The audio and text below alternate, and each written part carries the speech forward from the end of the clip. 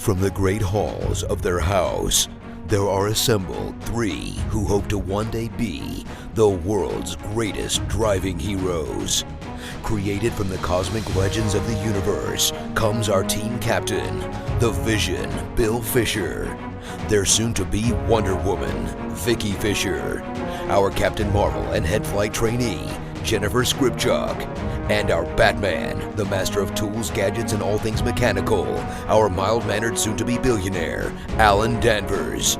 Their mission, to fight injustice, share what is right and wrong, to get you out of your house and come out racing with them, and serve all mankind. They are the Garage Heroes in Training Team.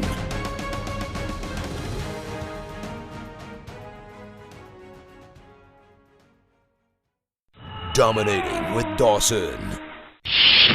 Captain's Log Supplemental.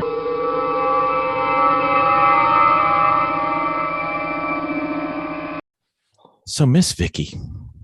Yes, sir. Do you remember when we were watching those WRL events and some of those grid life events where you used to see the in-car video and it had like the cameras seeing front and back, but it also could see all the telemetry and everything that was going on?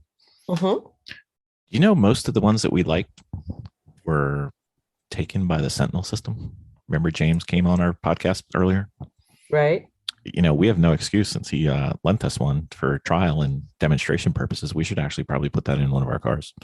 Maybe two. I really think we should. I think we should. I know. Because then we'd look like the immature endurance racing team that we are. Oh, wait, I mispronounced that, didn't I? Sorry, my bad. We could So what does have, the Sentinel system do?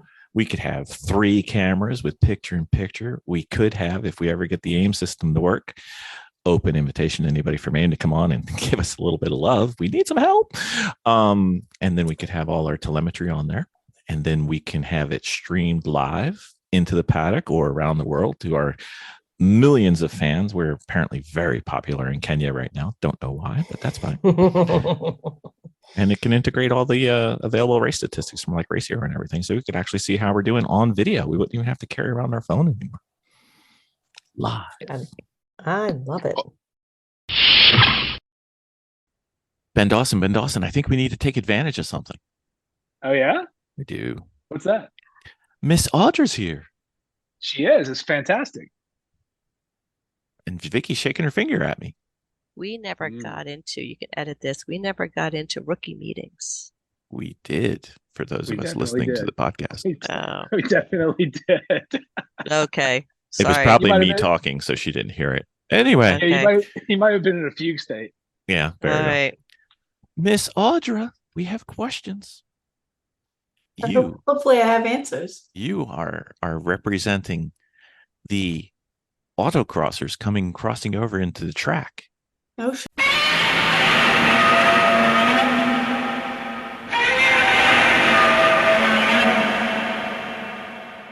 Roll now. Yep, indeed. So I was thinking, Ben used to do autocross for a bit. Vicki and I, Ooh. not so much. I was thinking we could do a game where we cover like samesies and differences between the two. I was really bad I'm a terrible autocrosser, but I'm game. I'll try it. I think we're aspiring. I'm to not do very that. good. I've just been doing it for a long time. So, Miss Audra, you are the grand poobah on our podcast for autocross experience. Wow, then there's an advantage. Exactly. There we go. You are. So you've been to the track a few times. But you're getting up there. You're not rookie status anymore. You've gotten a bunch of track time. What would you say would be some of the things that autocross helped you with or were similar as being on track? And what do you think are differences? They're Car different. control. Car control for sure. Yeah. Absolutely. Yes. I mean, Yes. autocross, you're going, 10 tenths. Track, you're going what, like 7 tenths, right? I mean, Occasionally going more, 10 tenths but on track, right? occasionally So more. you But push the harder. autocross, you you're scrub almost more. there, right? What's that? Autocross, you're always there, or trying to be always there. Yeah, you push a lot harder at every second because you only have a few seconds. So you're going to screw up more, so you learn more. And True. you know, That's you good. have That's to good. be Yeah. quicker. Like your hands have to be a lot quicker. I Mhm. think that's one of the things when I had you as an instructor that one time, you were telling me not to turn so much because that's what I'm used to from autocross is like, you know, Yeah. a lot of hard turning, hard braking. Yep. Where Yeah. track, you have a little bit longer to think, to do, to react, to turn, to brake, right? Well, your braking is good. I would say of the things that translate to braking for autocross translates pretty well because in track several times a lap, you'll want to do the same style of braking. You know, No, like it's not as stabby. yeah, it's not as Yeah. stiff. Yeah. Yeah, because autocross, you're gonna stab to swing, you know, in Yeah. track, you probably don't want that swing. I don't know. Do Ben you seems feel to like like swinging. Audra, do you feel like you have so much time in between things happening on track versus autocross? My main thing with I noticed with autocross, it just felt like a frenzy every second. I would try to walk the course as many times as I could. I terrible at autocross, made myself do it for a year coming out of karting just so I could kind of make the move to road course. But I did autocross to learn what a Miata felt like when it was out of control before, at a lower speed than when it was out of control, like at a track event. So that was my ulterior motive for autocross. But I never felt like I got a break. An autocross course, even a long course like a 90-second course or something, you're always doing something. So there's always some element. You're going from one element to the next, and you're always. To me, I felt like I was looking to try to see a couple elements ahead because whatever I'm dealing with is already done. But I need to kind of see through a couple things. So it seems so busy, and like coming to the track after that felt a lot less busy. What do you think about that? I would agree with what you said 100%, that autocross, you are always moving. Your hands are always moving the entire time, and your brake or gas. Right. You don't usually, even never coasting, right? No. Sure. Track, Yeah. you get to like a straight and you're like, you got a minute, Yeah. Yeah, especially in a low power car. Like, let me check my emails. Yeah. How long have I been out here? I don't know. Yeah, You haven't even been yeah. on. You haven't even been on really long straight yet, Audra. Wait till we get you to some of the tracks that have really long straights. It's like, oh my God. Cool. Yeah. It's okay. So what else would be different or the same that translates? Is the wear and tear on your vehicle and the components the same? Yeah, I think the wear and tear is pretty similar. I don't know. When I had a Mini, I went through a ton of motor mounts. I don't think you would probably go through as Really? many on the track. That's wild. There's a lot of That's wild. I had heard the legend when I was doing autocross was always like, oh yeah, you start going out the V hour, you'll wear your stuff out a lot faster. But that hasn't really been my experience either. I mean, if you talk about duration of how long you're exercising the vehicle, you hit it pretty hard in autocross for 30 to 90 seconds. Yeah, you did. I think that there's equal amounts of wear and tear on the vehicle. I think that when you do have a problem, that's very similar. What you need to do to react to get the car back under control. So a save. Yeah. What about vision? I was curious how somebody good at autocross does vision wise. Me too, but I think it's looking ahead is really the key in all areas, right? You're not looking at what you're coming up to. You should have already looked past that. Like Mhm. it should have already Right. been in your mind, and now you're looking past to see where you're going. Right. You know what You always happens? need to be planning your exit, right? And that's the same with track and autocross. Where is your exit? So how you're entering is, depending on where you want to come out. You know what happens when you don't do that on something as busy as an autocross? Miss Vicki, Taking some cones. what happened to you at the last time you were on track, my dear? I took a cone home. No, literally the last time you were on track. What happened to you when you weren't looking far enough ahead? You I don't know. made yourself sick last week. Oh yeah, I did. Yeah. What? Like hurled? Well, no, I can't say that because I went there sick. I went there not feeling well, but yeah. So we end up joining a track, and it feels like an autocross track. It is an autocross track basically, and we got it so we could test the cars, and it's really tight, really windy. Twisty. Is this a New York safety track? Yeah, it's No. like no, but it's up near part there. of the genre of that track. and I was sick by the time I got out of it. But in all fairness, I kind of went sick, you know. Well, Jennifer got sick Smart. in the Smart. in the Lime Rock autocross track. So Yeah, Jennifer had to go off and, you know, lose some have weight. a moment. Yeah, she had to have a moment. But yeah, so tight tracks can do that to you. Miss Audra, what else do we have? It's probably so natural. It's hard to think of things that like, oh, that's just what I do. Right. It's just Yeah. normal. Do you Dude. think that autocross helped you? Oh, absolutely. Ben Dawson, you're shaking your head. Oh, I'm nodding. I didn't like it, but it helped me a lot.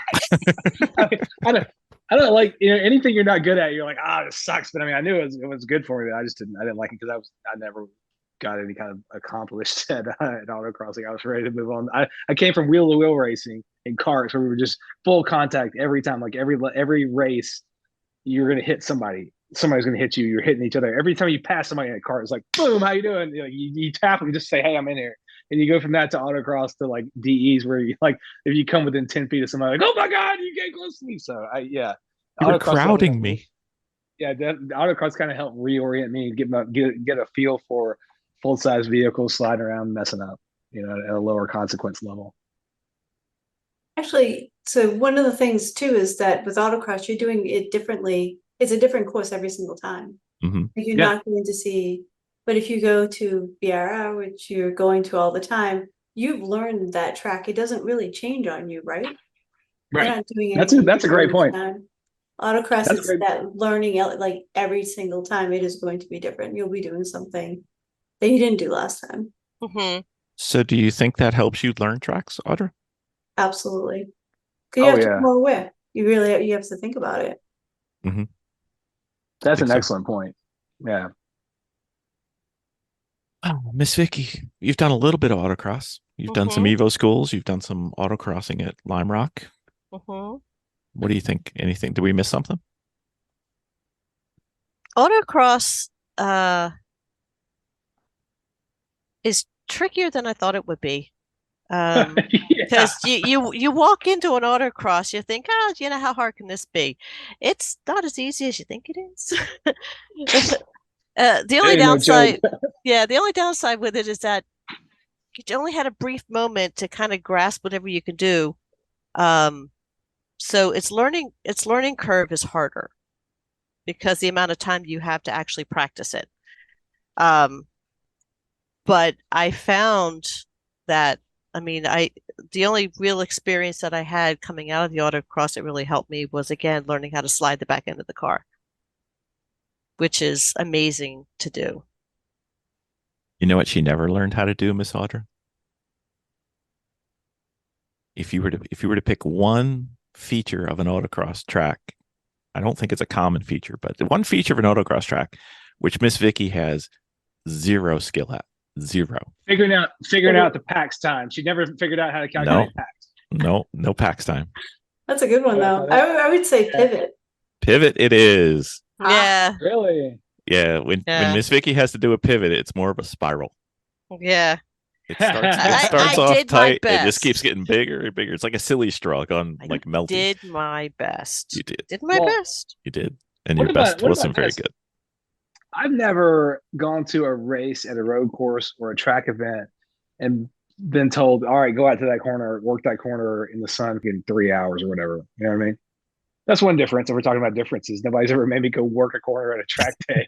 Yeah, if you're looking for an advantage of track, you do your time, and then you go sit in a lawn chair and eat some pizzas. I don't know. You don't have to go put the apex cone out there again when somebody goes by, Ben.